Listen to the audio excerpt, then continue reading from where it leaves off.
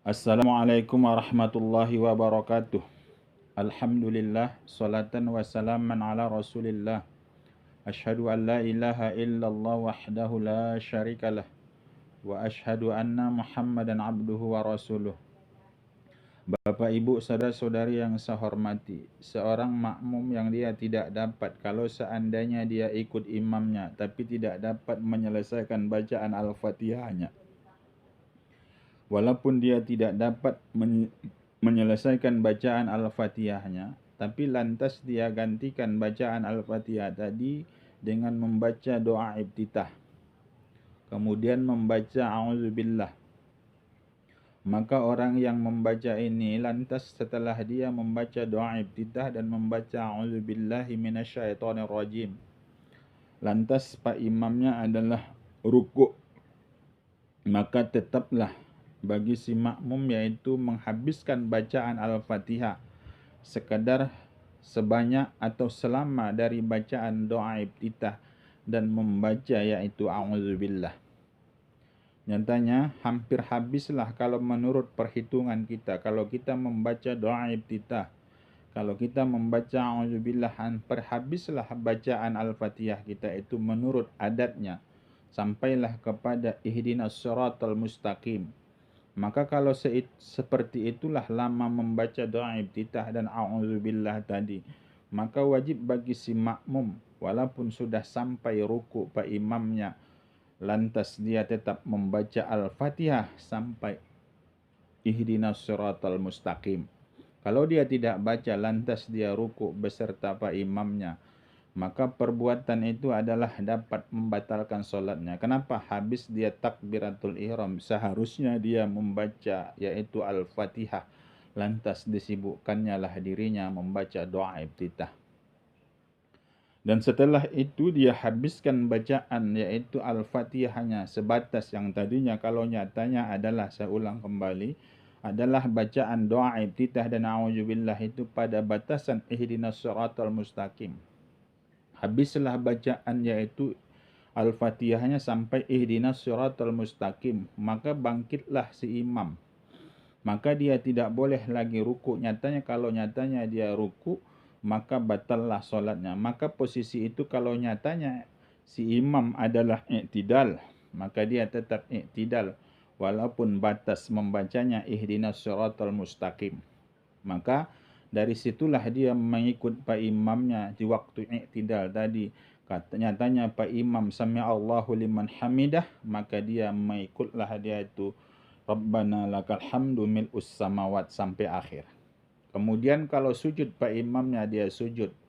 Dan kalau duduk antara dua sujud imamnya sampai selesai, tapi pada rakaat itu dia tidak dihitung. Bapak ibu saudara-saudari yang saya hormati, nyatanya tidak seperti itu. Nyatanya dapatnya lah tumakninah sama imamnya yaitu sewaktu rukuknya, yaitu sampai batas yang diwajibkan menurutnya karena dia gantikan yaitu bacaan doa iftitah itu. Maka batas sampai baca ihdinas siratal mustaqim menurut perhitungan adatnya atau menurut kebiasaannya, maka sampailah pada ihdinas siratal mustaqim. Nyatanya rukuk dia dapatnya tumakninah beserta pak imamnya, maka dihitung rakaat itu.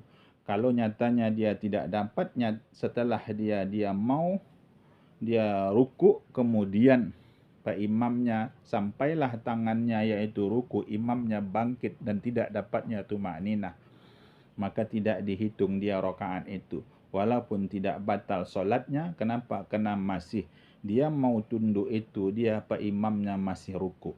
Nyatanya sampai dia kepada posisi berhenti belum lagi tumakninah, bangkitlah pak imam sami'allahu liman hamidah, maka dia juga sami'allahu liman hamidah. Setelah dia memberikan tumakninah bagi dirinya, dia sami'allahu liman hamidah, maka pada rakaat itu tidak dihitung. Kenapa? Karena si makmumnya tidak dapat tumakninah beserta pak imamnya. Bapak ibu saudara-saudari yang saya hormati, nyatanya karena dia tidak dapat membacanya, mungkin terlalu panjang, lambat dia membaca Al-Fatihah, dan dia sibukkan dirinya tadi. Dia sibukkan dirinya adalah membaca doa iftitah. Setelah dia baca doa iftitah, kemudian dia membaca a'udzubillah.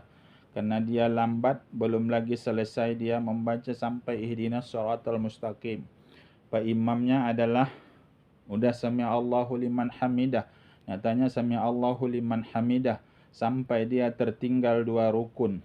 Yaitu sampailah kepada si imam itu adalah sujud dan dia masih membaca Al-Fatihahnya.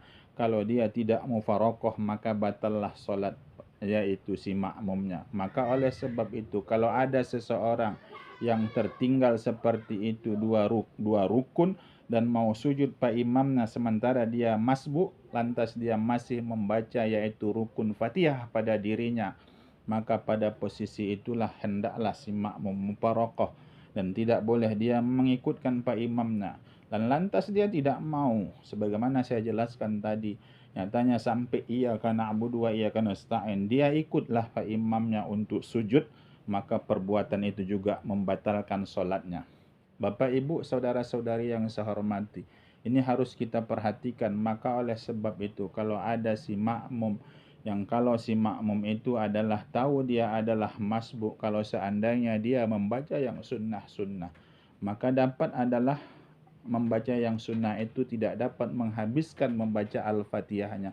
Maka pada posisi itu jangan lagi si makmum membaca doa iftitah.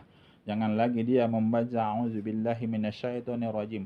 Walaupun perbuatan itu disunnahkan karena dia sudah meyakini bahwa kalau seandainya dia membaca doa iftitah atau membaca a'udzubillahi minasyaitonirrajim, dia tidak dapat menghabiskan bacaan Al-Fatihahnya, sekedar doa iftitah dan sekedar yaitu a'udzubillahi minasyaitonirrajim setelah pak imamnya sampai ke ruku.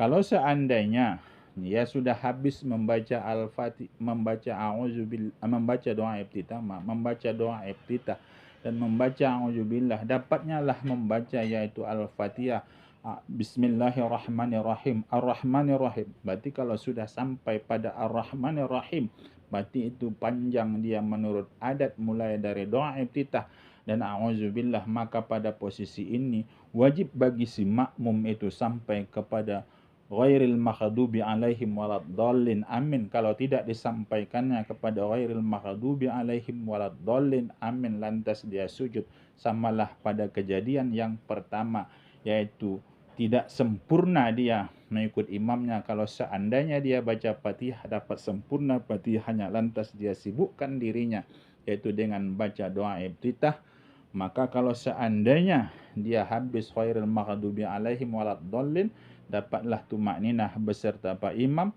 maka pada posisi itu dihitunglah rakaat si makmum. Kalau tidak sampai pada posisi itu, tidak dapat tumakninahnya beserta si imam, maka tidak dihitunglah 1 rakaat beserta si imam dan wajib dia menambahnya nanti setelah salam pak imam, yaitu menambah rakaat itu. Ini saja dulu pertemuan kita pada kali ini. Terima kasih atas segala perhatian.